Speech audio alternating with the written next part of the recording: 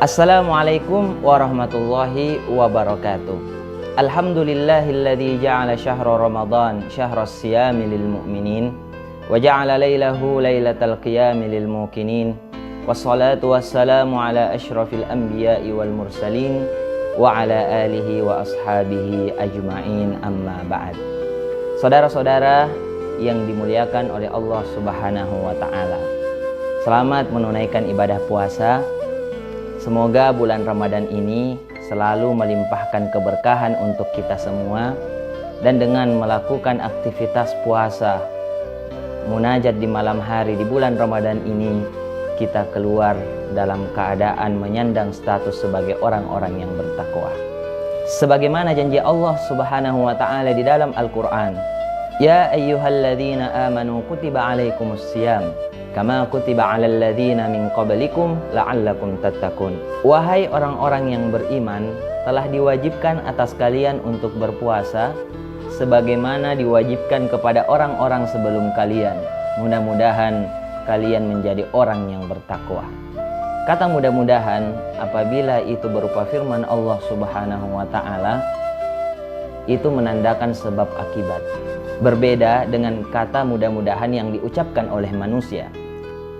Berarti orang yang berpuasa lalu ia menunaikan sebaik-baik hak puasa, ketika melaksanakannya maka pasti kata Allah ia keluar sebagai orang-orang yang bertakwa dan orang-orang yang soleh.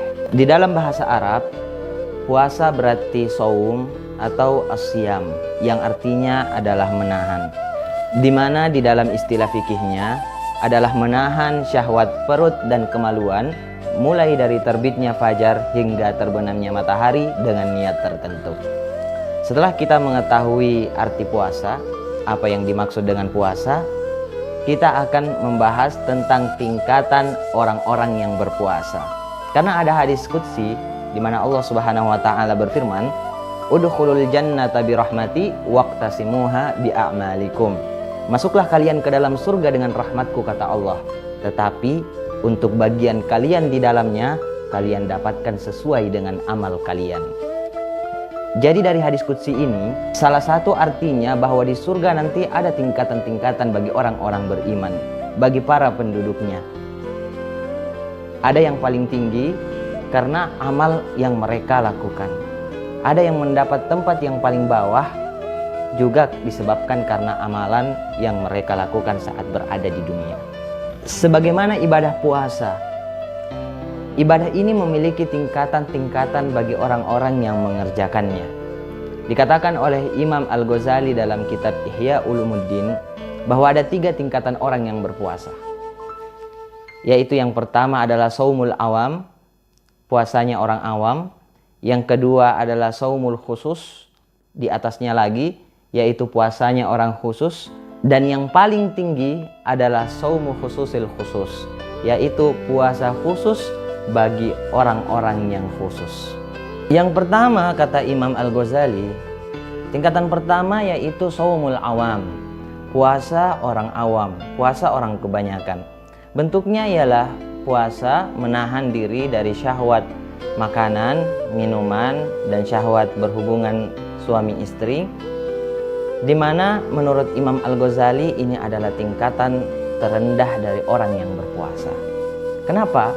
Karena ketika orang berpuasa dan hanya sebatas menahan diri dari godaan syahwat makanan dan minuman, menahan diri dari syahwat berhubungan dengan suami istri, maka kata Rasulullah SAW, ini adalah termasuk golongan orang-orang yang sangat merugi. Ia merugi karena betapa banyaknya pahala yang disediakan di bulan Ramadan, kesempatan untuk mengumpulkan sebanyak-banyaknya bekal akhirat tidak bisa kita maksimalkan karena puasa itu hanya sebatas menggugurkan kewajiban saja. Inilah juga yang diwanti-wanti oleh hadis Rasulullah SAW, "Kam min shaimin laisa lahu min siyam illal ju' wal atash." Betapa banyak orang yang berpuasa tidak ada yang ia dapatkan dari puasanya kecuali rasa lapar dan rasa dahaga.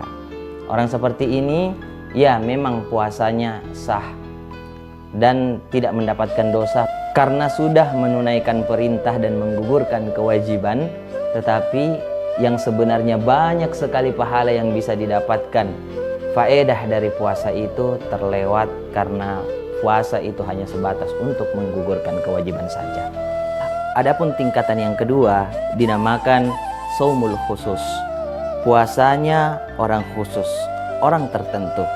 Biasanya juga puasa ini dinamakan puasanya orang-orang yang soleh, shaumus sholihin.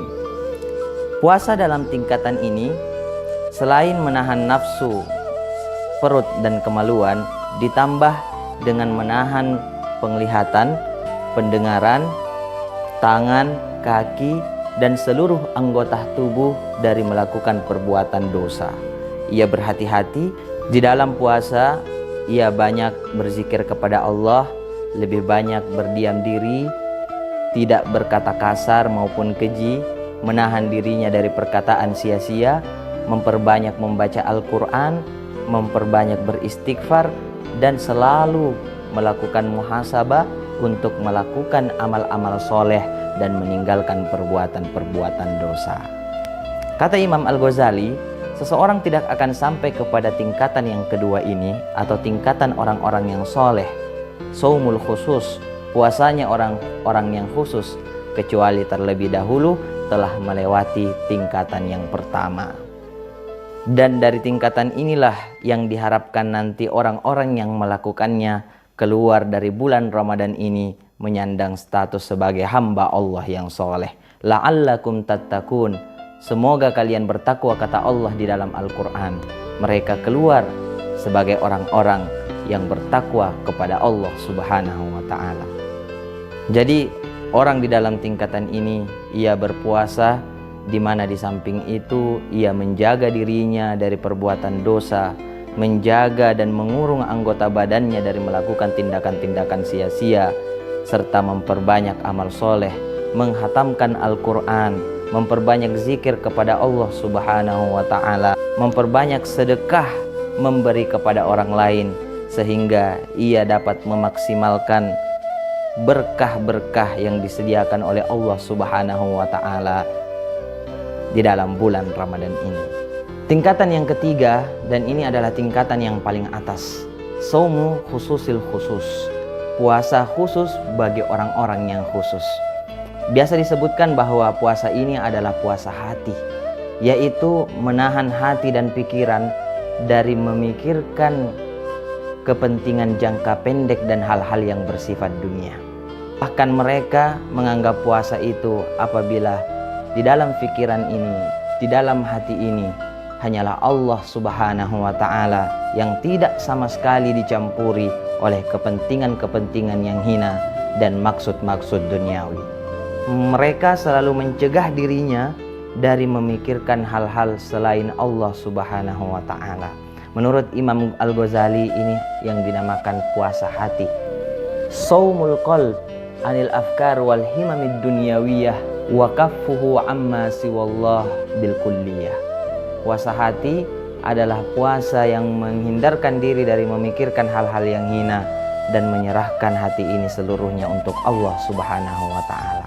Menurut Imam Al-Ghazali, puasa dalam tingkatan ini adalah puasanya para nabi, shaumul anbiya, dan puasanya orang-orang yang jujur, as-siddiqin, dan puasanya al-muqarrabin, orang-orang yang dekat dengan Allah Subhanahu wa ta'ala. Memang ada kaidah yang mengatakan hasanatul muhsinin sayyiatul muqarrabin. Kebaikan orang-orang yang muhsin, yaitu kebaikan orang-orang yang berada di tingkatan pertama dan kedua tadi, itu masih merupakan sebuah keburukan bagi orang-orang yang derajatnya sudah sampai pada tahap al-muqarrabin, orang-orang yang dekat kepada Allah Subhanahu wa ta'ala. Jadi kita bertahap dari tingkatan demi tingkatan. Mudah-mudahan kita bisa istiqomah dan sampai kepada level tertinggi dalam penghambaan kita kepada Allah Subhanahu wa ta'ala. Jadi ketika amalan manusia memiliki tingkatan, maka di dalam puasa pun memiliki tingkatan demikian. Ada tingkatan yang terendah yang telah dijelaskan tadi, yaitu shaumul awam, puasanya orang awam. Di atasnya lagi adalah shaumul khusus, puasanya orang-orang yang soleh. Dan yang paling tinggi, Shaumul muqarrabin, puasanya orang-orang yang dekat kepada Allah Subhanahu wa taala, puasanya para orang-orang yang jujur dalam keimanannya kepada Allah, dan puasanya para nabi. Jadi mari kita tingkatkan kualitas puasa kita, kualitas ibadah kita. Kita berlari dan berlomba menuju Allah Subhanahu wa taala.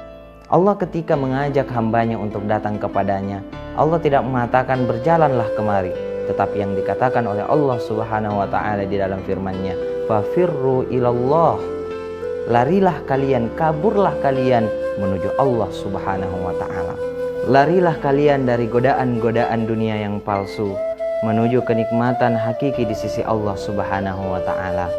Semoga kita diberikan taufik oleh Allah Subhanahu wa taala untuk mencapai derajat al-muqarrabun, orang-orang yang didekatkan kepada Allah Subhanahu wa taala. Demikian tausiah singkat ini, semoga bermanfaat dan dapat dipetik hikmahnya. Hadanallahu wa iyyakum ajmain. Wassalamualaikum warahmatullahi wabarakatuh.